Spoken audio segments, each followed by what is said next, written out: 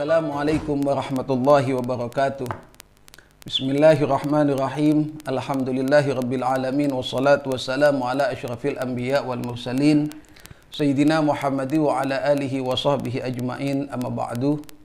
Hari ini kita sudah memasuki hadis yang ke-13, yaitu al-haditsus tsalis asyarah, di mana hadis yang ke-13 ini diceritakan dari Abi Hamzah Anas bin Malik radhiyallahu taala an, khadimi Rasulillah Muhammad sallallahu alaihi wasallam, anin Nabi sallallahu alaihi wasallam qala. Hadis ini diceritakan dari Anas bin Malik, yang tiada lain ini adalah khadim dari Rasulullah Muhammad sallallahu alaihi wasallam. Beliau menyampaikan bahwa baginda Rasul Muhammad sallallahu alaihi wasallam bersabda, "La yu'minu ahadukum." Tidaklah kalian ini menjadi orang yang beriman hatta yuhibba li akhihi, sampai kemudian kalian dapat menyayangi dan mencintai saudara kalian ma yuhibbu li nafsih, seperti kalian mencintai dan menyayangi diri kalian sendiri. Rawahul Bukhari wa Muslim. Hadis ini diceritakan oleh Imam Bukhari dan Imam Muslim. Diriwayatkan oleh Imam Bukhari dan Imam Muslim. Para pemirsa, para santri dan alumni yang berbahagia, hadis ini memberikan pegangan dan pedoman kepada kita untuk menjadi landasan dalam setiap kita bersikap dan melangkah dalam kehidupan kita sehari-hari. La yu'minu ahadukum hatta yuhibba li akhihi ma yuhibbu li nafsihi. Tidaklah kita semua termasuk orang-orang yang beriman. Dalam arti kata, iman kita tidaklah sempurna. Kita bukanlah menjadi mukmin yang sempurna hatta yuhibba li akhihi, sampai kemudian kita dapat mencintai, menyayangi, mengasihi saudara-saudara kita yang lain sesama muslim ma yuhibbu li nafsih, seperti kita menyayangi dan mencintai diri kita sendiri. Mencintai, menyayangi yang dimaksud tentu dalam suatu hal yang baik, dalam sesuatu yang benar, dalam sesuatu yang bersifat ketaatan, setidak-tidaknya sesuatu yang bersifat mubah. Maka ketika kita dapat mencintai orang lain, kita dapat menyayangi orang lain, ketika kita dapat menghormati orang lain kita sesama muslim, maka akan terjalin hubungan yang erat, yang saling asah, saling asih, dan saling asuh, sehingga akan menjadi kekuatan dan kebangkitan bagi kita orang Islam, bahkan itu akan menjadi kejayaan. Tetapi sebaliknya, ketika kita sesama muslim saja, itu antara yang satu dengan yang lain saling merongrong, saling menjelekkan antara yang satu dengan yang lain, saling menurunkan derajat antara yang satu dengan yang lain, maka jangan heran kalau kemudian suatu saat muslim atau orang Islam ini hanya tinggal cerita dan kenangan saja. Na'udzubillah, tsumma na'udzubillah.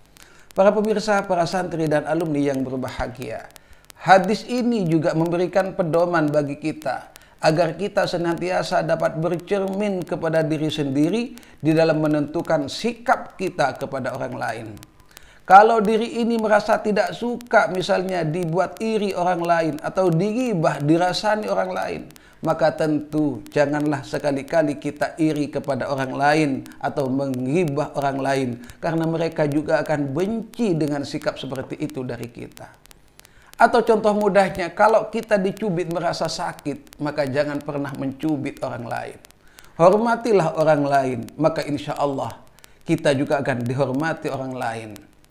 Sayangilah orang lain, maka insya Allah orang lain juga akan menyayangi kita. Walaupun itu bukan suatu kewajiban bagi kita, ketika kita menghormati orang lain, harusnya kita dihormati. Tidak. Tetapi insya Allah dengan secara sunnatullah, hukum alam, ketika kita menyayangi dan mencintai serta mengasihi, maka insya Allah Allah subhanahu wa ta'ala akan senantiasa memudahkan bagi kita untuk dicintai, disayangi, dan dikasihi oleh orang lain.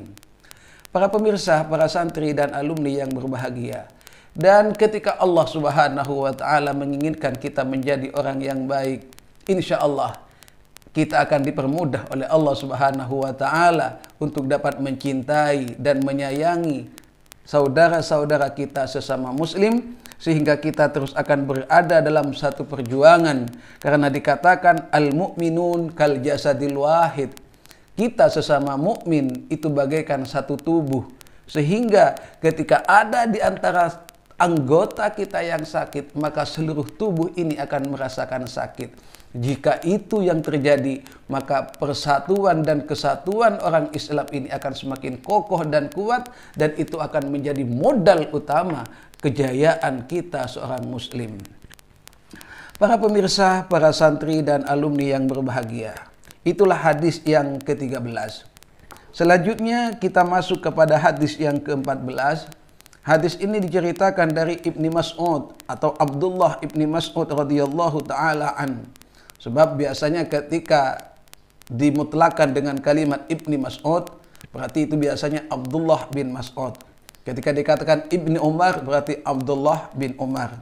Ibni Mas'ud radhiyallahu taala an. Diceritakan dari Abdullah bin Mas'ud radhiyallahu taala an, beliau bercerita, qala Rasulullah sallallahu alaihi wasallam.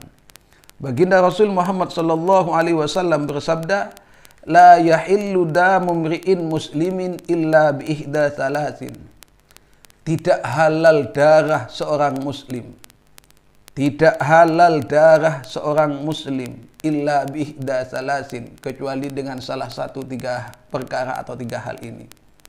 Artinya, darah seorang muslim begitu mulia, tidak boleh kemudian tersakiti, apalagi gugur dan terbunuh. Haram hukumnya ketika orang muslim harus gugur atau harus mati dengan tanpa sebab, kecuali dengan 3 hal. Yang pertama, as-sayyibuz zani, yaitu seseorang yang sudah bersuami, atau as-sayyib, janda. Kalau bahasa lughahnya, secara lughah as-sayyib adalah janda. Jadi seseorang yang sudah bersuami tapi az-zani, yaitu dia masih melakukan zina.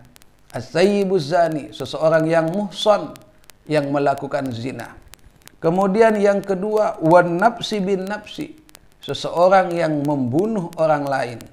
Kemudian yang ketiga, wattariku lidinihi al-mufariku lil jamaah, yaitu seseorang yang meninggalkan agamanya, atau dalam kata lain murtad, al-mufariku lil jamaah, yang berpisah dari golongan kita sesama muslim. Rawahul Bukhari wa Muslimun. Hadis ini diceritakan oleh Imam Bukhari dan Imam Muslim. Para pemirsa, para santri dan alumni yang berbahagia, hadis ini memberikan ketegasan kepada kita semua betapa agama Islam ini sangat menghormati dan menghargai pemeluknya.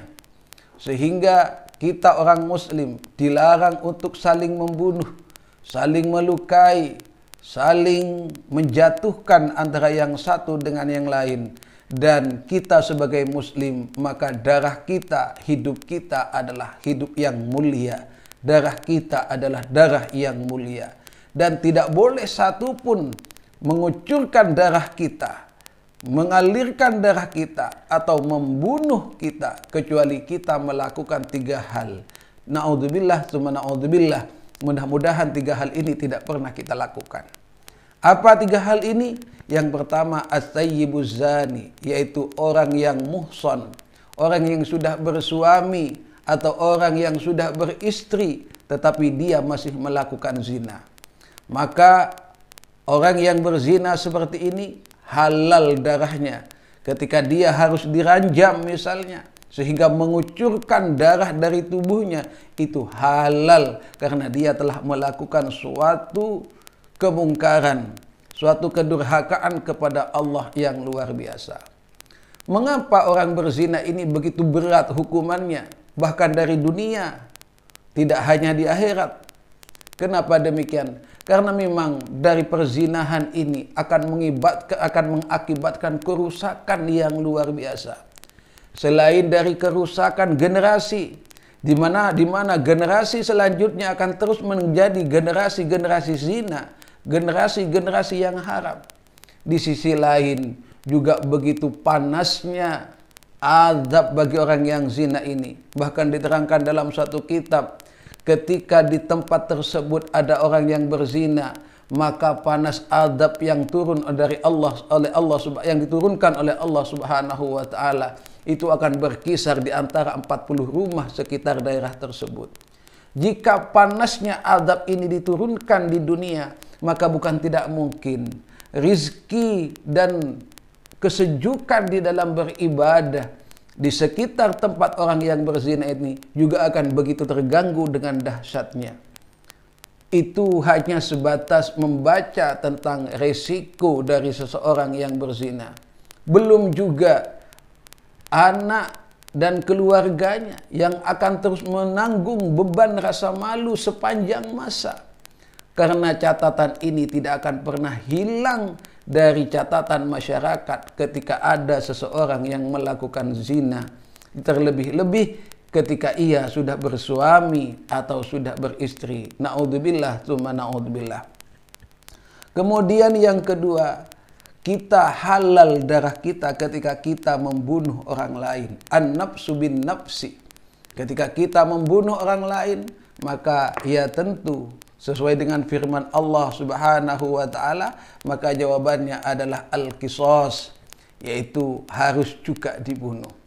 Walaupun ada sebagian orang yang tidak suka, bahkan tidak menyetujui dengan adanya hukum qisas, karena itu sebenarnya tidak paham dan kurang mengetahui apa yang sebenarnya menjadi tujuan dari adanya qisas. Makanya Allah Subhanahu wa taala menjelaskan di dalam Quran, inna fil qisasi hayatun, karena di dalam qisas itu ada sebuah kehidupan. Artinya apa? Kita bayangkan saja, ketika orang membunuh hanya cukup dengan dipenjara, hanya cukup dengan diberi siksaan, seperti yang terjadi di Indonesia, orang membunuh hanya dipenjara, maka tidak ada rasa ketakutan bagi orang lain untuk membunuh. Biarlah saya membunuh dan biarlah saya dipenjara. Kira-kira seperti itu.